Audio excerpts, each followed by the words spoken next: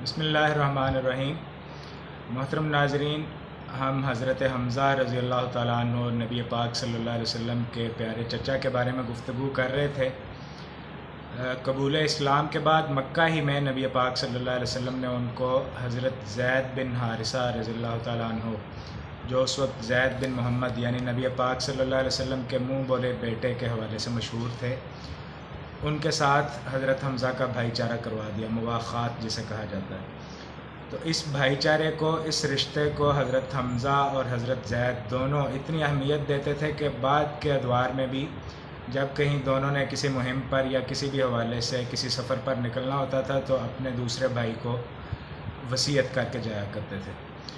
تو اس سے ہم یہ دیکھ سکتے ہیں کہ صحابہ کرام میں سے جو لوگ جنگجو ہونے کے حوالے سے بھی مشہور تھے، وہ محض جنگجو نہیں تھے، بلکہ اشداء علی الکفار اور رحماء بینہم کی عملی تصویر تھے۔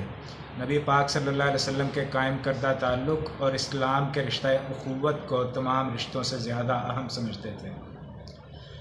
بعد میں ہجرت مدینہ کے بعد جب نبی پاک صلی اللہ علیہ وسلم نے مدینہ کی ریاست قائم کی تو اس ریاست کے دفاع کی مختلف ذمہ داریاں حضرت حمزہ رضی اللہ تعالیٰ عنہ کے ذمہ لگائیں۔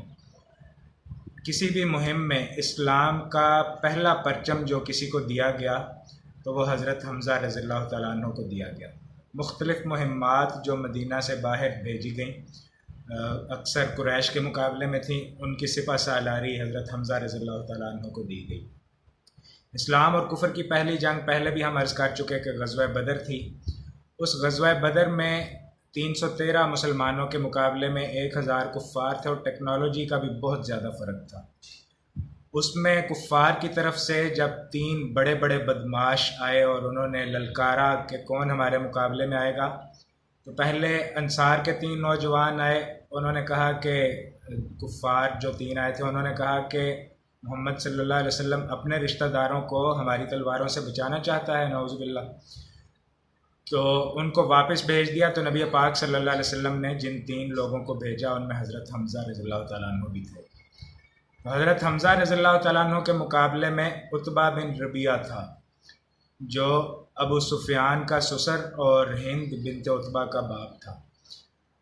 تو ایک ہی وار میں حضرت حمزہ رضی اللہ تعالیٰ عنہ نے اس کا کام تمام کر دیا۔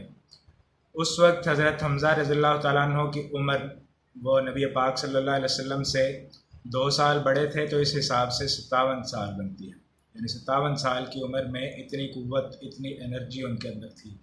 دراصل یہ اسلام کی اور رسول اللہ صلی اللہ علیہ وسلم کی بھری ہوئی انرجی تھی۔ بعد میں جب سرعام جنگ شروع ہو گئی تو ایک بہت بڑی تعداد، جو 70 کفار مارے گئے، ان میں سے ایک بہت بڑی تعداد کو حضرت حمزہ رضی اللہ تعالیٰ عنہ نے قتل کیا تھا۔ انہوں نے اپنی جو پگڑی تھی اس کے اندر شتر مرغ کی کلغی لگا رکھی تھی۔ تو کفار نے جب بھاگنا شروع کیا تو وہ ایک دوسرے سے پوچھ رہے تھے کہ یہ جو کلغی والا تھا یہ کون تھا؟ تو کسی نے ان میں سے کہا تم نے دیکھا نہیں، وہ حمزہ بن عبد المطلب تھا۔ تو جواب دینے والے نے کہا کہ خدا کی قسم، اس کی تلوار تو ہمارے نوجوانوں کو اس طرح سے کھا گئی جس طرح آگ گھاس پھونس کو کھا جاتی ہے۔ بعد ازاں اس سے اگلے سال جب غزوہ احد ہوا تو اس میں بھی جو ابتدائی طور پر ایک کفار کی طرف سے ایک بدماش نکلا اور اس نے للکارا کہ کون میرے مقابلے پر آتا ہے، تو اس کا کام بھی حضرت حمزہ رضی اللہ تعالیٰ عنہ نے یہ کہتے ہوئے تمام کر دیا کہ تو اللہ اور اس کے رسول صلی اللہ علیہ وسلم کے مقابلے پر آیا ہے۔ ایک ہی وار میں اس کا کام بھی تمام کر دیا۔ تو غزوہ بدر میں چونکہ عتبہ کو آپ نے قتل کیا تھا، تو عتبہ کی جو بیٹی تھی ہند زوجہ ابی سفیان، وہ غزوہ احد میں آئی تھی اور اس نے ایک غلام، حبشی غلام وحشی کو، اس کے ساتھ یہ سودا کیا تھا کہ اگر تم حمزہ کو قتل کر دو گے تو تمہیں میں آزاد کروا دوں گی۔ تو وحشی جو ہے وہ چھپ کر طاق میں بیٹھا ہوا تھا، کیونکہ سامنے آ کر تو حضرت حمزہ کا مقابلہ کرنے کی اس کی ہمت نہیں تھی، چھپ کر بیٹھا ہوا تھا۔ جیسے اس کو موقع ملا اس نے اپنا ہتھیار پھینکا حضرت حمزہ کی طرف اور وہ ان کے جسم سے آر پار ہو گیا۔ وہ زخمی ہو کر گرے لیکن دوبارہ اٹھ کر آگے اپنے قاتل کی طرف بڑھنا چاہا لیکن بڑھ نہیں سکے اور ہمیشہ کے لیے گر گئے۔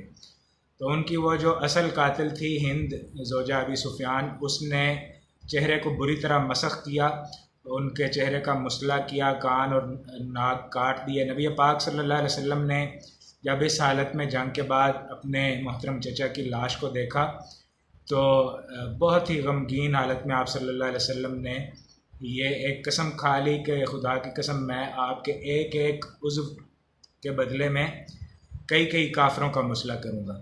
لیکن بعد میں اللہ تعالیٰ کے حکم کی وجہ سے آپ صلی اللہ علیہ وسلم نے کفارہ ادا کر کے اس قسم کو توڑ دیا۔ تو یہ خدا کے شیر حضرت حمزہ بن عبد المطلب رضی اللہ تعالیٰ عنہ تھے، غزوہ احد میں شہید ہوئے۔ ہمیں اللہ رب العالمین سے یہ توفیق مانگنی چاہیے کہ ہم بھی اپنے جسم کو، اپنی جان، اپنے مال، اپنے وقت اور ہر قسم کی صلاحیتوں کو اللہ کے دین کے لیے قربان کر سکیں۔ بہت شکریہ۔ وآخر دعوانا الحمدللہ رب العالمین۔